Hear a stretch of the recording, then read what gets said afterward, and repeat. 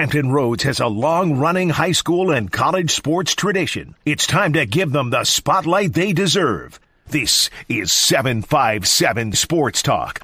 Here are Matt Hatfield and Coach Ed Young.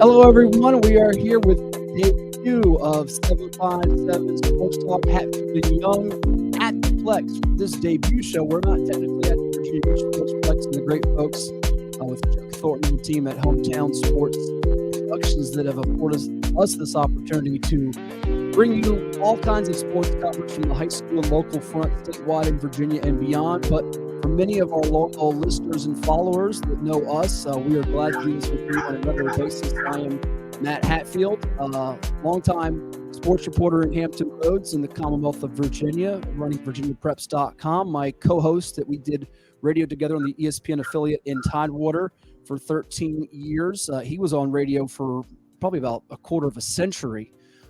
He is the guy with the last name of Young, but he's not quite that anymore. And he got 500 wins this year as the head boys basketball coach at Nansemond River. Did some college coaching as well, from Suffolk High to Norview and Green Run, and now Nansemond River. Even had a stop at, I think, Mount Aloysius, Quinnipiac, bless you, Gesundheit, in between. He is Coach Ed Young. How are you, Ed? How was your summer? Hey, first of all, it's great, this new platform we're on. I know many of you know us from ESPN Radio 94.1. That's no longer here, and the story about that will come out in due time. But we're happy to be where we're at right now. This is an exciting time. This is pre-debut show. We got some other things coming, but we were anxious to get something out for our people. And let me say this, and Matt, you know it too. We have some great fans that outraged that we are no longer in the radio format. We're not outraged. We're okay with it. And we like those fans that keep staying with us, build it up. We have some great things planned, and the gentlemen that are hometown that are taking care of us here really got some good things for us to come to. So this is good. It's big, and I'm excited. And bear with us as we feel our way through this. This is something new for us. It's a growing process, but we're going to look back on this sometime and say, wow, look where we started as to where we're at. And the interactive piece is still going to be very much an involvement. We're going to give you all the reports of high school scores. We're going to have guests that will be on the screen with us by telephone. We'll be taking calls as well on the podcast in days and weeks and months and episodes to come. And there will be interactive polls and ways to do things we've never done before that we had as part of a radio element, but also are exploring and getting adapted to. Even we'll break some news a little bit later on about something with Ed Young and social media that the audience is just going to have its jaws drop when they hear it. But I want to get this out of the way a little bit, just to echo a little bit of what you said, Ed, too, is the amount of feedback we've gotten, both from the excitement of folks that are just thrilled about this podcast and so looking forward to it and wanting to subscribe. And you'll see that little ticker below, which will have scores, how you can subscribe. It'll be available on the Virginia Beach Sportsplex website, the YouTube channel, on VirginiaPreps.com. We hope to be up on other platforms as well, such as Spotify and social media as we move forward, but as well as the people that are missing us. And you don't realize sometimes the reach and connection you have when you're gone from 1 or 2 weeks of radio. And I know your phone's blowing up. Mine was almost hourly, daily for about 3 or 4 weeks there. And I want to also thank, there are so many great friends we still have over at the station and with that company and people that help produce for us over the years. And I hate to start naming names and folks because we leave people out, folks like Al Foreman and Dino Franza and AJ Risser and Cody Green and Kyle Hightower, a list of folks on and on and on over the years that put up with you and me and help make us look good, even when we weren't always sounding good or looking good. So we want to thank them and just having that chance for 13 years being a part of people's lives. And we now look forward to getting to do this on a regular basis and do some different things, but also interact with the youngsters out there, the athletes that are from the 757 that are playing collegiately and professionally, and the coaches to highlight them, because this is a chance to give them that voice that they all deserve. Yeah, and let me, another person that was with me long-term at the radio in my very early days, Richie Somerville, showed me some ropes. And way before that, the guy that's really responsible, Frank Bennett, who's been out of radio, when I did my first show. I came on as a guest and stayed as a co-host forever. And Tony Mercurio, who really showed us the ropes. See, that's why I say I start forgetting name people that brought us on board, John Shambi and folks like that were very much, involved with it. You hate naming names. It's like when you give a Hall of Fame speech, you forget people, right? Yeah, you'll forget people. And if we did, trust us, you had an impact on us and what we did. We never claimed to be the absolute best, but we were far from the worst. And contrary to what some people, and I'll try to keep this clean, say, our ratings for high school sports on ESPN Radio were the best in the state, period. And we were compared by somebody trying to compare us with regular known Saturday shows that had nothing to do with sports. That's apples and orange comparison. It doesn't work. So we know what we had. We know we had distractors, even though they listen all the time and they're going to listen to this, and that's fine because they want to get information. But we did have a plethora of people that outraged, upset, where are you going to be? How are we going to get you? Because we were the only output for high school sports. And I will say this, because you don't like bragging, Matt Hatfield, there's nobody in his class when it comes to reporting on high school sports, period.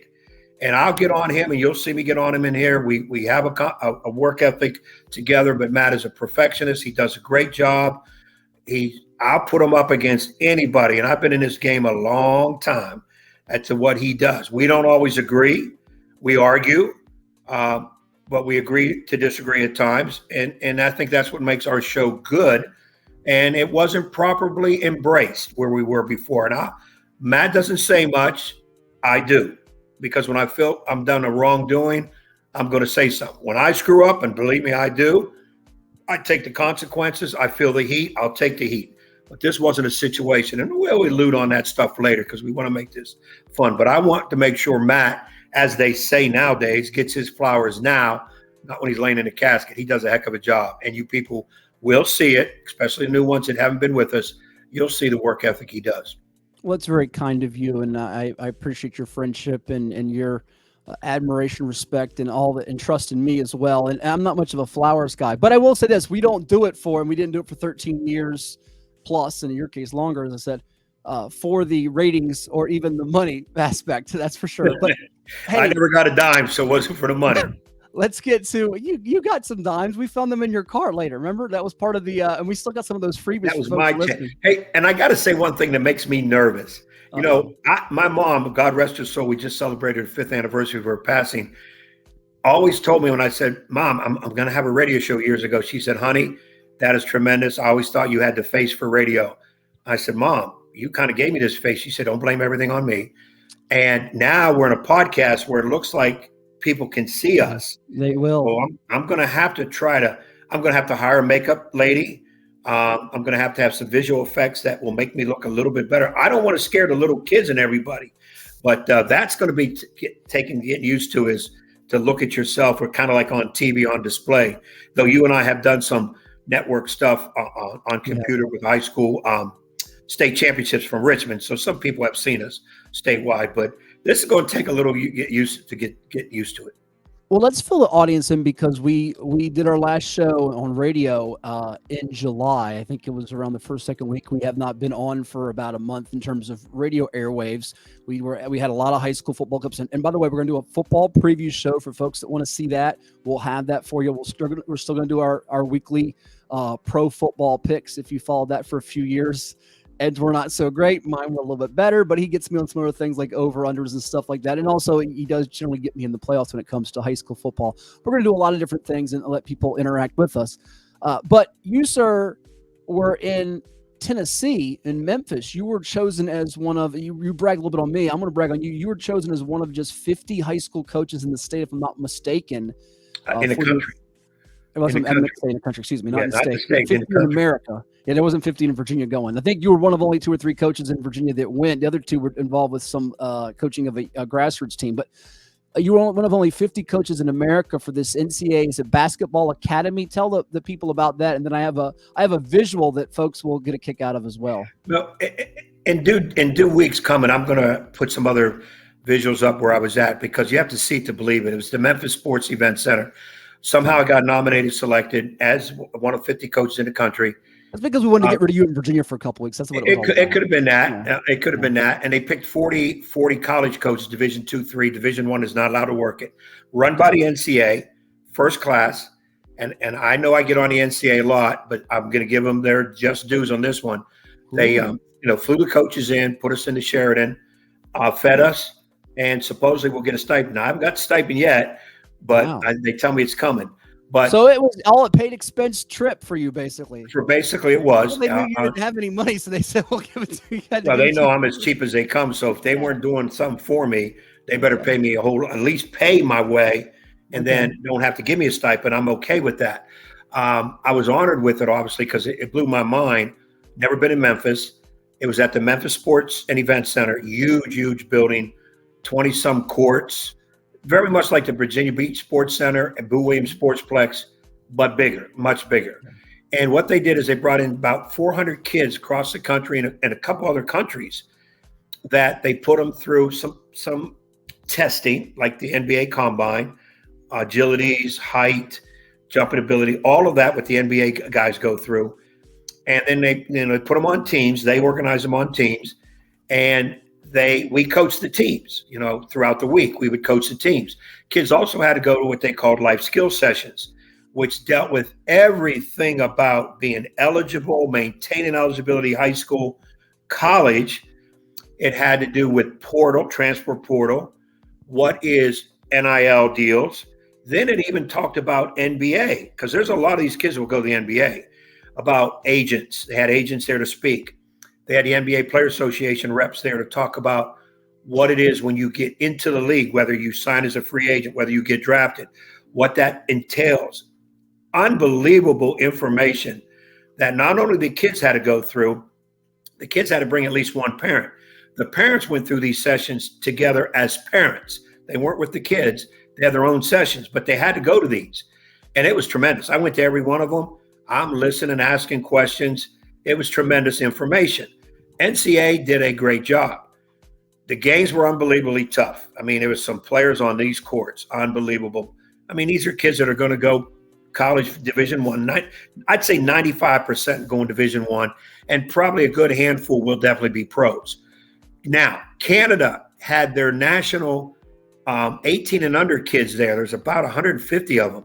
They were doing their own thing on different courts. They were selecting their junior national team. The young man you see on the screen right now is from Montreal, Canada, 7'7", 290. He's 2 feet taller than you. Yeah, I look like I'm 5'8". I'm 6 foot, and I weigh a little bit more, a few more pounds than his 290. I wish I had his frame. Size 22, I think Shuey said. And this young man is not bad. He's not a clod out there. I watched him. He gets something down the floor. Talked to NBA, had all 30 teams represented.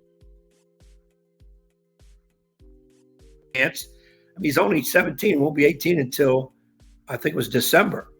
When he stands up with his hands straight up in the air under the bucket, he's about 3 inches from the rim without jumping. So he's going to be a factor, at least on defense. And Canada had him working on some three-point shots. Can you imagine 7'7", 290 shooting threes? That's what basketball's become. I did try to recruit him. I asked him if he liked the beach. He wants to get away. He wants the offense to run around him. And he was interested. So that remains to be seen if he will be at Nansemond River. So we'll see. But Canada had 3 7-footers. They had some really good young kids that I watched them play a lot. I never left the court. I came there at 7:30 in the morning. The buses brought us over. They brought us some charter buses.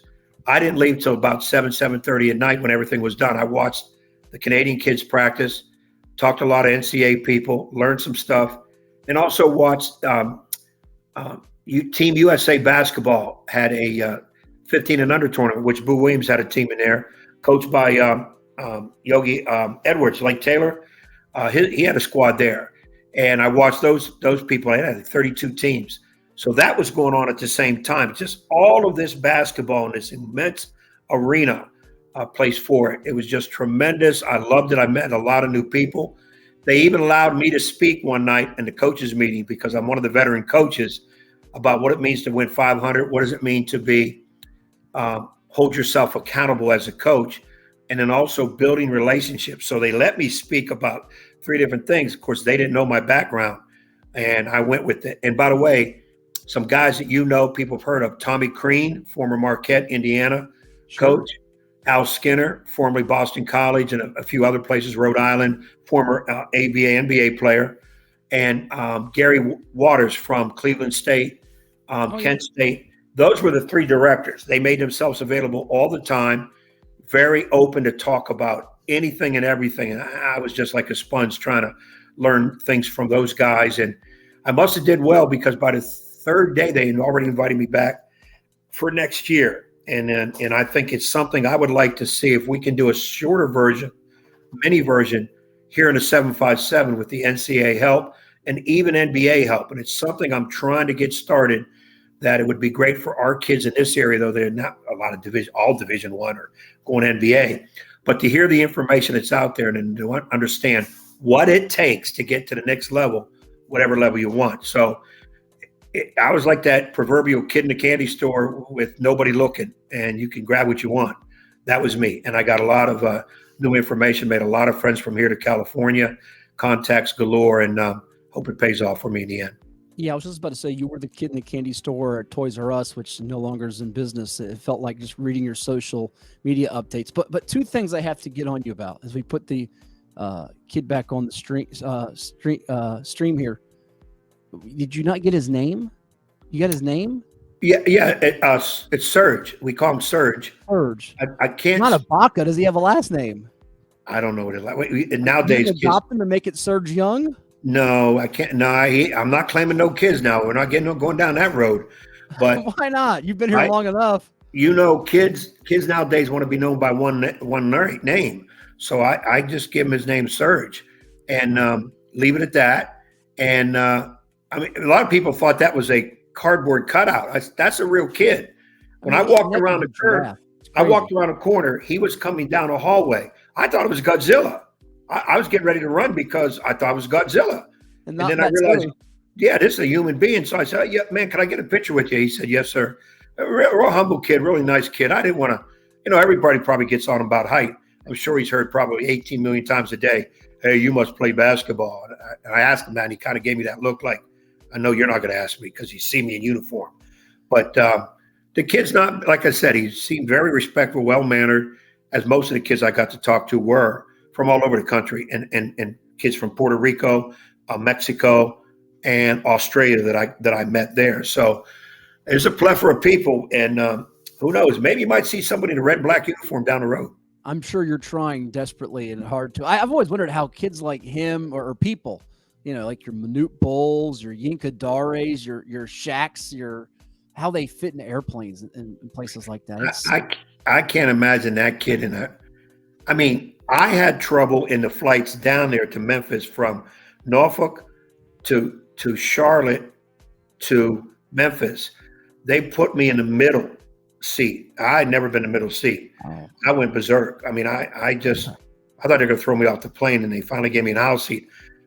Somebody like that, there's no way he could fly commercial. There's just no way. I was pretty fortunate doing the OD women's basketball the last 2 years. I got either an aisle seat or a window seat. I'd say about 90% of the time. I lucked out more, and I lucked out pretty well. Yeah. Don't put me in a window seat. It'd be window seats aren't bad.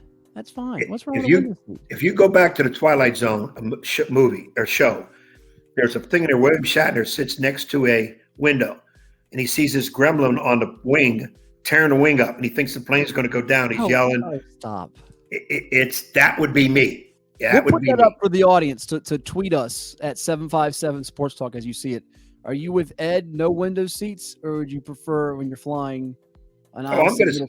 You were on a flight with the three. You had the middle, the aisle, and the window. Yes. We only had a couple flights like that. Most of them were either you had your two-seater, not your three-seater. Well, you must have been on some crop dusters, because I've been on them too, where the plane's bouncing the whole time, and they give you a parachute when you get on just in case. They don't have to use it. We had a few flights that were a little bumpy and little hold. I don't want to tell too many stories about this. I might get myself in trouble. There was one where I almost finally fell asleep for the first time, Ed, and the guy in front of me, it's at 5 a.m. I never sleep on a plane. The guy in front of me we thought was going. They get a doctor on there. We're going down to Florida. This was 2 seasons ago. I'm like, the one time I'm about ready to zonk out, the guy in front of me has to have a health episode scare. Fortunately, the most important thing was the guy was all right. They got him some medical attention. He got some pills, and he was good to go. Nothing happened that was tragic, and that was a blessing that nothing bad happened. But I'm gonna gotta be kidding me. I'm gonna venture to say most people are gonna say they want an aisle seat. Why? I don't know, because if something happens, you're not getting up and going out the door. That's not I don't know, because listen, there were some, and again, I'm going to probably get myself in trouble with this. There were some Lady Monarchs that would prefer. Some of the girls would swap, and I've seen other people flight students, if they're running, flying as a group, they'll trade for the window seat. I think you're wrong on that. We'll see what the viewers and the feedback is. See what they say. One more thing before we move on, because we have to get to another couple of things here. So you went to Memphis, no barbecue? You didn't get any barbecue? Well, here's the story on that. Oh. I didn't have my car. Okay, so I got transported up to the Uber Eats or something. No, because most of the time, like I said, we were able to eat at the arena, and we didn't have to pay a dime for anything. You eat as much as you want, all you want. But I didn't want to eat a lot of that. Oh, you got to try Memphis barbecue. Kids' food. Well, the first night I got a little antsy. I said, "Hey," I asked the front desk at the Sheraton, "Is there a place nearby?" Now, let me preface this by saying earlier today I was talking to a local there over at the games. I said, "Hey, what kind of area is the hotel in where we're at Sheraton?" "Oh, you downtown Sheraton?" "Yeah. Don't go left and don't go right when you go out of the hotel." I go, "What?" "Well, you keep going a little deep." Reminds us of some of our hotels we stayed at in Richmond for the state tournament. Say something funny. Yeah. Well, we ain't going to get into that one. Other than that time we saw that chalk. Other episodes. Remember the chalk outline on the ground we saw about 2 blocks down from the Siegel Center? But he said, "You're in an area where you don't want to go too far left or right." So I said, "Well, what do I do? Go straight ahead?" "There ain't no straight ahead." He said, "Just stay in the hotel." So I'm like, "What?" So I asked the front desk at night, I said, "I want to get some food. Is there something somewhat close by and go to? I don't have a car." "Oh, yeah, go down the street here. It's Louis or something. They got all kind of food." Now it's around midnight. You can go down there. You just go out the door. I go out the door. I go right. I hear the voice. Don't go right. Don't go left. I start walking down the street. This honest truth. There's an underpass you have to go under. And they said, be careful, because a lot of homeless people will live under there. But the problem they were having is the homeless people were robbing people instead of being robbed by, of course, obviously, who robs the homeless people? What you going to get? Shopping cart? Anyways, I keep walking. I'm thinking, I'll be okay. I ain't messing with nobody. I just want to get some food. All of a sudden, I hear an alarm go off, like a bank alarm go off. Then I heard somebody yell. I did a 360 and walked quickly back to the hotel and said, he was right. I ain't going left. I ain't going right. I went right back to that hotel as soon as I heard that alarm. 10 seconds later, a scream. I was waiting for a gunshot. Then I said, "No, I ain't got time to wait for a gunshot. I'm going right on back." And I said, "You know what? I don't need that food. I'm going to wake up in the morning. I'll be okay." So that was all I could do for Memphis. We did go to Beale Street on the bus on the way back from the arena, the event center, back to the hotel. Beale Street was loaded. It reminded me of Bourbon Street down in New Orleans and Ybor City in Tampa. People all over the place. But then you go right down the street, it was nobody. So Beale Street was the place. If I ever next summer when I go back, this time I'm going to Beale Street. We're going to get some coaches. We're going to head on down there, strengthen numbers, so we can get some Memphis barbecue. I got to get me some Memphis barbecue. There you have it. Hey, we're going to have some commercials in upcoming episodes with a lot of our sponsors and partners with us at Hometown Sports Productions with Hatfield and Young at the Plex and the great people putting this on at the Virginia Beach Sportsplex for us to do this podcast with you. And you can get involved with us. Drop us an email. You see on the ticker, hatfieldsports@gmail.com. Visit the Virginia Beach Sportsplex website at vbsportsplex.com. Also subscribe to our YouTube channel to get all kinds of notifications when we're giving you live broadcasts of any type of event, whether it be football. Coach has been involved with some of those calls alongside me. Also, Darnell Moore, longtime football coach in the area, has called some games with me. We've done lacrosse. We've done field hockey. We've done soccer. We've got a lot coming in store for you. So, again, subscribe to that. You'll get all kinds of updates, notifications. You won't miss a thing, and you won't be disappointed whatsoever. Hey, Matt, if I can chime in real quick, because I know we got to get moving on things. Yep. People, I want you to understand there's some great possibilities with this. Matt and I are willing to do whatever it takes. The guys that brought us in are willing to do some things. But the bottom line, as in everything, it's financial. It's money. The sponsorship is extremely reasonable, way better than what you do on radio, way better. The more sponsors we get, and we're going to try to convince the guys to even lower some of the sponsorship for the small, I always call them the mall paw places, smaller places don't have big advertising budgets, but we want to give them a platform here. Maybe they can sponsor maybe the picks segment, and then we can have one of them come on and be the guest picker of the week if we're picking NFL games or whatever. So please get involved. I'm actually going to beg you to get involved with sponsorship of any kind. Matt has his email up there. Get a hold of him. Those that have my number, my email's not up there, but you know how to get a hold of me. Get a hold of me. I know Roger Taylor has already reached out. Somebody in Suffolk wants to do some sponsorship. Didn't do it on the radio, but he wants to help us here. Now, tremendous, and Roger will take care of you with that. But please, we need the more sponsorship we can get, the show will get stronger, better, and we can do more things for you. And we want to take people's ideas that we want to do. We want this show to go bigger in the state, but we also want to stay with better, not just bigger, but better info, better get back and forth between Matt and I, get people's opinions. We want this show to be what you want, that's going to make you listen, give you the information you need. So please think about getting involved. Don't put your money in radio. It's a waste. Come here. You're going to get more for it. We're going to involve you more, which the radio won't do. We're going to involve you more in this. Here, we're going to put you on camera. So we'll have some fun with you too. So please, I can't emphasize it enough. I'll emphasize it more later, but we need that help.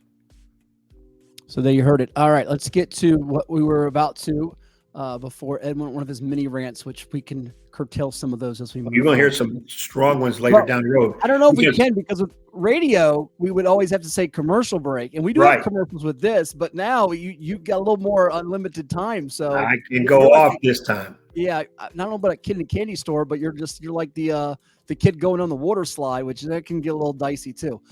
All right, I'm tumbling down the water slide. My bathing suit's flying off. That's that would be. We don't want the audience to visualize that. That's a bad one. What do we have on the screen there, Ed?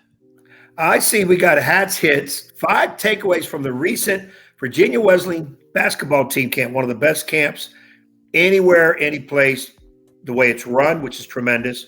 Macedo and his crew, Dewan, Tucker, the other assistant coaches slipping my mind. They all actually still look like players. They're so doggone young. They run it great. We got the referee group there. I think was it board 92?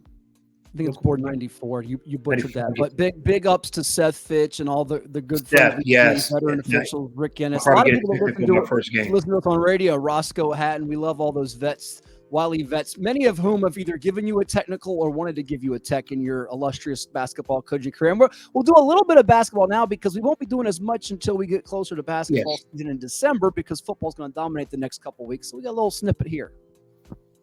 Yeah, we got 5 takeaways from Virginia Wesleyan team camp. Matt puts them up. I'm going to knock them down. And let's start off. You ready for number 1? Go ahead. Throw it at me. I'm going to read it, and then I'm going to respond to it. All right. Here's number 1. Matt, as you can see, Matt's very impressed by the Westfield Bulldogs, who should have a bright future ahead, both short-term, long-term, under 2-time state champion head coach Kevin Harris. A lot of quality underclassmen. Plus, in addition, camp MVP Tavares Riley makes it an immediate contender.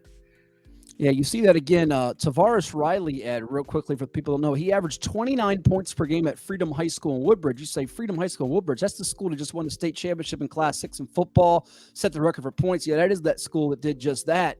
And the thing about Westfield, Kevin Harris was at Centerville, won a couple of state titles, including during the COVID year, had Chris Kazempka, Avery Ford. So he is no slouch when it comes to coaching. His son, Darren Harris, by the way, was the one that lit it up on ESPNU on Peach Jam with Team Takeover, knocking down all the threes. He's going to Duke. He's got a younger son who's going to be, I think, a 7th grader. So he'll be coaching him at Westfield in years to come. This Westfield team is pretty stacked with, I think, of their top 5, 3 are sophomores, 1's a junior. They've got some really good weapons. Matthias Lee's a big man. They got 3 or 4 guys about 6'5", 6'6". Isaiah Brown's a guard to get to know. But Riley, 29 points per game to a team that was going to be pretty good anyways. They're looking like a state-level team, and that's the neat thing about a camp like this that Virginia Wesleyan and Dave Macedo and his crew put on is you get some Tidewater flavor, but also some out-of-town stock. And I know your squad was one of the 40-plus that competed, and Westfield looked as good as advertised in the camp. So let's go to takeaway number 2 with Hats Hits basketball style. We'll do a lot of this during the football season. Yeah, we're looking at size across the front line for the Maury Commodores. Don't I know them? The team that knocked us out of the regionals at opening round. We gave it our best shot with them, and we just couldn't hit. And against that type of team, if you're not hitting and defending, you're pretty much going to watch the next game in the stands. He's having a bad flashback, ladies and gents. Go ahead. Yeah, they caught the attention of plenty of folks this past weekend.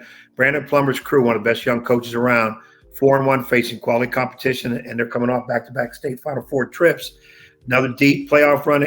Likely, I will agree with that. It's some of his best kids last year were underclassmen. And not only Maury, but I'm going to flip back to Westfield. When you say some of your best kids, top players are underclassmen, you're pretty well set. Because if the seniors just pull their weight and those younger kids got talent, it's really awful hard to lose some ball games. So Maury's going to be in there. Maury's a team that I'm going to say, until you prove me wrong in Region 5, my region, I have no problem putting them up there. But then again, state champion Woodside is in Region 5. Menchville undefeated almost all year there. Kickitan, those teams are not going looking for a way out. They're going to be extremely good too. So Region 5 is just really loaded, and you're looking at probably at least a half a dozen teams legit shot of winning it. Well, and before we get to number 3, don't we feel old? I remember covering Brandon Plummer as a player at Booker T, your Nansemond River team, when you had Andre Jones and Nick Wright and Mark Brown and that crew. Lost to them in the regionals the year they won the state championship. And I always joke with Brandon Plummer, he almost jumped up on the table and stepped on my laptop. Thank goodness for the old Virginia Preps publisher, Circle Blakey, from saving me a broken laptop. But Plummer is one of the sharpest young coaches around. He's done an awesome job. Very good. And they have all these guys that their dads or uncles are like, Adrian Newton, point guard. His dad played back in the day, Booker T. You remember him in the 90s. You got Caden Parker, CJ Parker, shooter. His dad, Cornell Parker, UVA Maury great.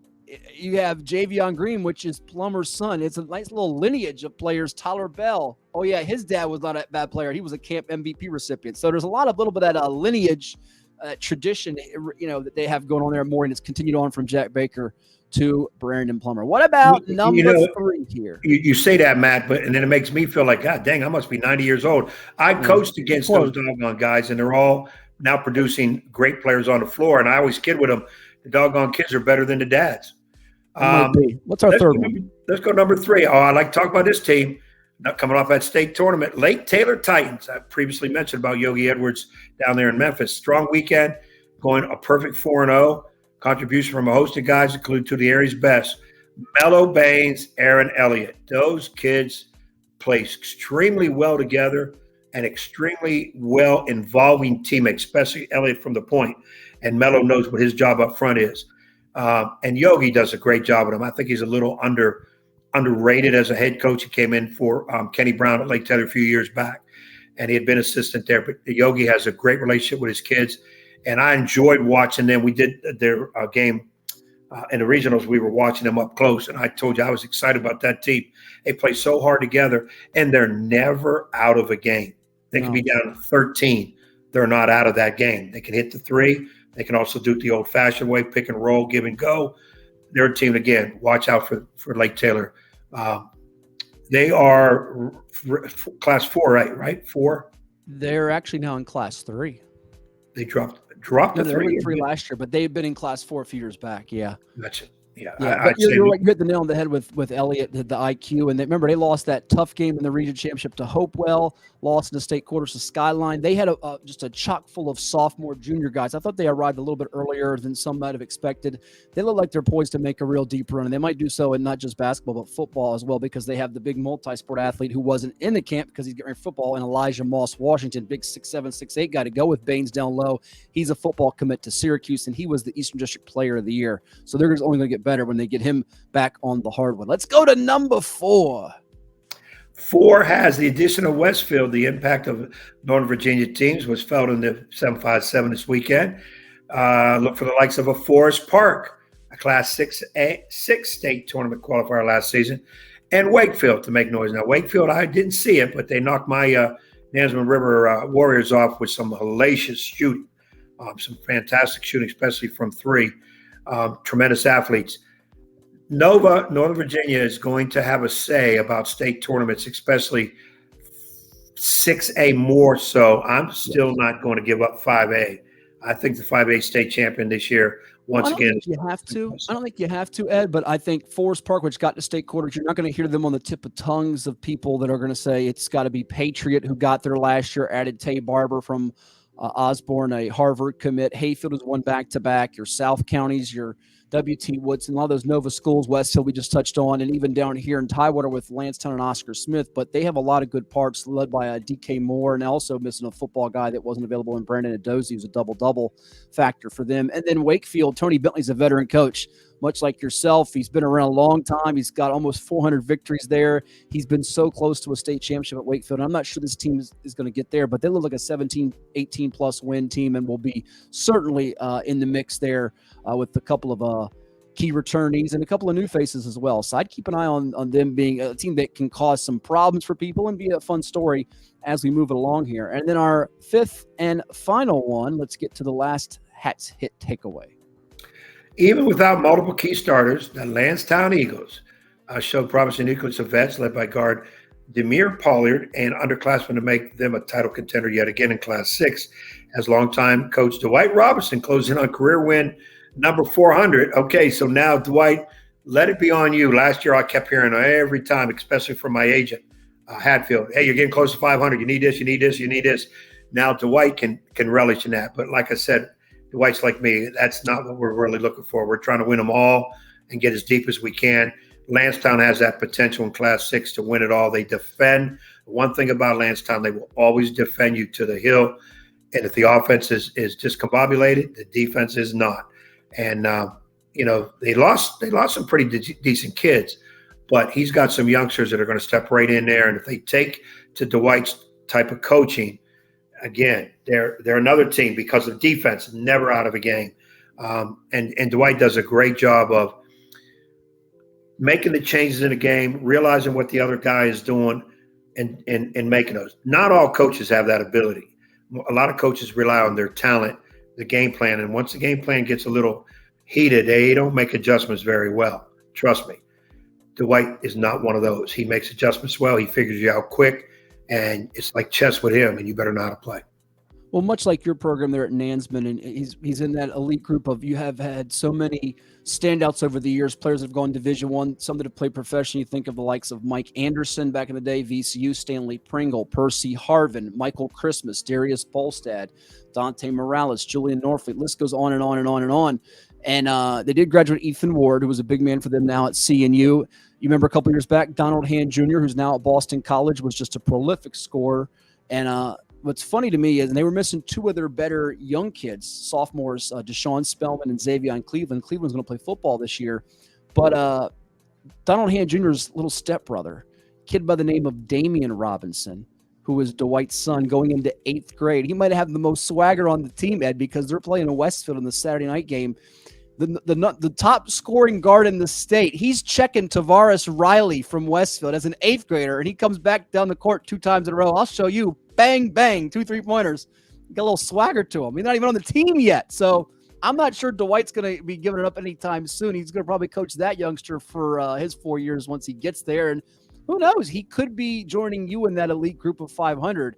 Wouldn't doubt it at all. And I'm sure he'd like to have that opportunity to coach his son. And I can't think of his son being anything but very good, period. And Dwight will do well with that youngster. And, 8th grade, and you're showing that right now. Yeah. Wow. I mean, I got to tell the youngster, look, you can't play JV in 8th grade at Virginia Beach, but I'll try. Come over to Nazareth River. I'll keep you 1 year. I'll let you play JV 1 year, and I'll send you back to your dad. I don't know if that's called recruiting, but I'm just trying to help the youngster. You have no chance for that. No chance for that. Well, we are going to put a ribbon on this show now that you've attempted to recruit another player, which was inevitable when we started this. You're probably going to do this on a regular basis with each and every episode. Any parting shots that you have, sir? I mean, I know you have tons of opinions and rants and stories to get to, and so many so that, your screen did unfreeze, which is great that we went 39 minutes plus and you hadn't frozen to that point. So that we'll take that as a win and a step in the right direction. Anything you have before it does freeze up to the point where we can't get you back on the screen? No, I didn't know it was my screen freezing. I kept seeing myself, but I didn't see you. Oh, well, maybe I was the one freezing. Who knows at this point? I tell you what, if you step outside in Hampton Roads lately, we've had some triple-digit days. There's no freezing in August, that's for sure. I love the hot weather. I just came back from Pennsylvania, and the nights it was 60 degrees. I almost put on an overcoat. Well, you should enjoy that. Why do you love 100-degree weather? Now, I'm not somewhere to love 100-degree weather, but remember now, I hate winter. Coming you from can the always put layers on. My dad taught me this. You can't just go running around naked. That's not kosher. Well, I'm not going to be naked, but I like going to the beach, and the let's just say the fairer sex is out there with less clothing than normal. I'm okay with that. They don't want to. They don't want to see you in any type of no. Well, my Speedo days are long over. I know my role. I play my role, and I stay in my lane. Okay. Well, this is going to be a lot of fun. Now, we want to talk about pool etiquette. This guy, this guy over here that I'm pointing at. Poolside Adventures? Yeah, he's in the neighbor's pool. The neighbors are away. It can make a movie office. I think there was a movie. The pool boy was in the doggone water. That's this guy, Hatfield. He's in the water. He sends out crow. We had a crow, by the way, dead crow sucked into the water thing in the thing. He don't know what to do. I said, well, you got to save the doggone bird. Don't just let it go get sucked in. It wasn't salvageable. And then he has another bird chronicle.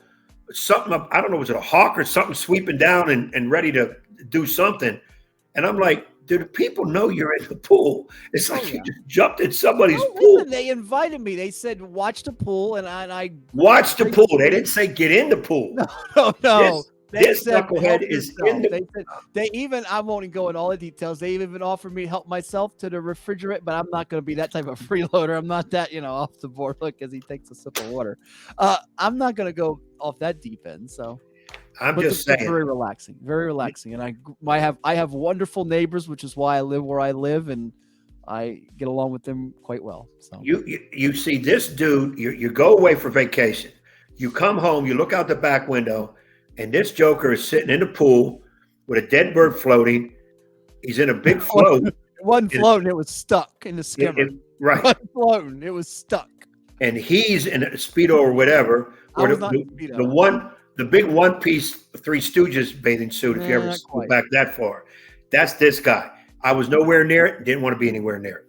Well, listen, I got a lot of good feedback on those poolside adventures. I did. Just unbelievable. Just the poor birds around him. You'd be amazed at what people enjoy. Well, that's going to complete this episode. Again, many thanks to Hometown Sports Productions, Chuck Thornton, Nick Senti, Dennis BQ, and the whole entire team is making this possible for us. Again, drop us a note, comment, share, subscribe, like, tell your friends, tell even folks that aren't your friends, tell their friends, and we'll get the word out to as many people as possible. Let this thing grow and prosper, Ed, and look forward to doing this again sometime very soon, Coach. Yeah, we're trying to make it a regular thing. We want to make it a fun thing, informative but fun. We got some good back and forth. We're going to get some people involved. We're going to get some young interns who want to get some work, who want to go through Hatfield and me. We're going to learn both sides of social media, radio, whatever you want to call it, podcasting. So keep us in mind for that. Drop Matt an email if you want to get involved that way. We want some youngsters to jazz up our music. To be our music director. You don't like the feeding the ducks? No, we're not. Let me make a disclaimer. You're not an animal person. You don't feed ducks, do you? I love ducks. All music heard on this podcast to this point is sole responsibility of one Matt Hatfield. Send all complaints to him. Do not send to me. I will be fixing the music shortly, and we're going to have some really good stuff. You're going to hear some King James, some Little Baby. Little Dirt. We're going to have some good stuff. Yeah, we're going to have some good stuff. Or LeBron James. What are you talking about? James. We can't play some of the stuff you listen to in that club that doesn't sponsor the show yet. Now, they want to sponsor the show. All clean version. Right. Hey, but in all seriousness now, once again, please, sponsorship. We're going to need it. Contact us. Let us know. We'll try to figure something out for you. We'll get the fellas to make sure they take care of you.